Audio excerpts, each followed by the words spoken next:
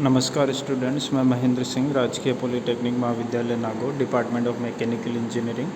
आज हम पढ़ेंगे स्ट्रेन के बारे में। स्ट्रेन क्या होता है और इसे कैसे कैलकुलेट करते हैं, ये स्ट्रेंथ ऑफ मटेरियल का चैप्टर 1 है। ठीक है। The displacement per unit length is known as strain. Strain का मतलब क्या होता है कि आपका जो लेंथ होता है उस पर आप लोड लगाते हो। ठीक है, कोई भी लोड लगाते हो, जैसे इसमें दिया हुआ है P। ठीक है, यहाँ लेफ़्ट साइड में, राइट साइड में देखिए P लिखा हुआ है।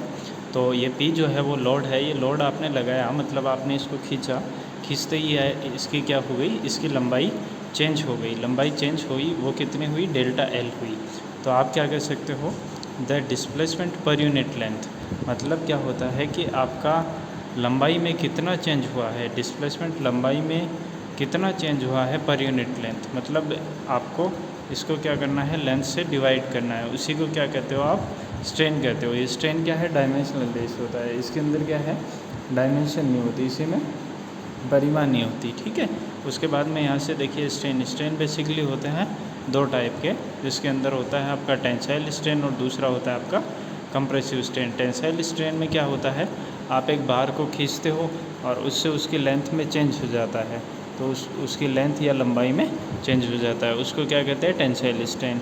या फिर क्या करते हो, आप एक बार को धक्का देते हो, उसको दबाते हो, दबाने से उसकी लंबाई में क्या होता है, परिवर्तन, और उस परिवर्तन से जो स्ट्रेन कैलकुलेट होता है उसको क्या कहते हैं, कंप्रेसिव या दबाने वाला। ठीक है। अब देखो टेंसाइल स्ट्रेन में देखो, द एलोंगेशन पर यूनिट लेंथ। एलोंगेशन का मतलब होता है खिंचाव। ठीक है। आप खींचने के बाद में जो लंबाई में परिवर्तन होता है उसको आप लेंथ से डिवाइड करते हो, तो उसको क्या बोलते हैं, टेंसाइल स्ट्रेन। ठीक है। जिसका फॉर्मूला यहाँ पे लिखा है, ठीक है, delta L upon L node. L node क्या है, एल नोड क्या है, नोड का मतलब होता है एल जीरो को क्या बोलते हैं, एल नोड। इसका ये लेंथ कौन सी है, ये शुरू में जो लेंथ थी वो थी, उसके बाद में आपने क्या है, इसको खींचा, खींचने के बाद में इसकी लेंथ में परिवर्तन हो गया और ये क्या हो गई, L plus delta L। Delta ये त्रिभुज जो बना हुआ है इसको क्या बोलते हैं, डेल्टा बोलते हैं। ठीक है। तो L बराबर क्या हो जाएगा, लास्ट में L node plus delta L।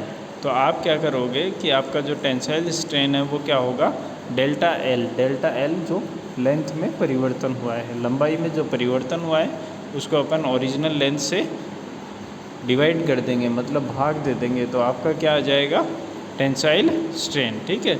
उसके बाद में देखिए, इट इज़ इंजीनियरिंग स्ट्रेन और कन्वेंशनल स्ट्रेन। ठीक है। Here we divide the elongation to the original length, not the actual length. ठीक है।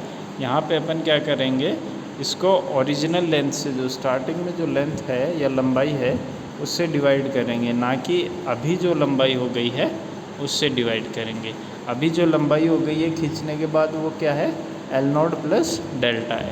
उसके बाद में देखो, sometimes strain is expressed in micro strain. ठीक है। तो जो स्ट्रेन होता है वो माइक्रो स्ट्रेन में भी कई बार दिखाया जाता है। उसके बाद में एक एग्जांपल देखिए, एक उदाहरण देखिए इसी का। आपको एक रोड दी हुई है, ठीक है, road 100 mm in original length. एक रोड है, उसकी लंबाई कितनी है, 100 mm। mm का मतलब होता है मिलीमीटर, मिली का मतलब 10⁻⁻²। ठीक है, 1/100। ओके।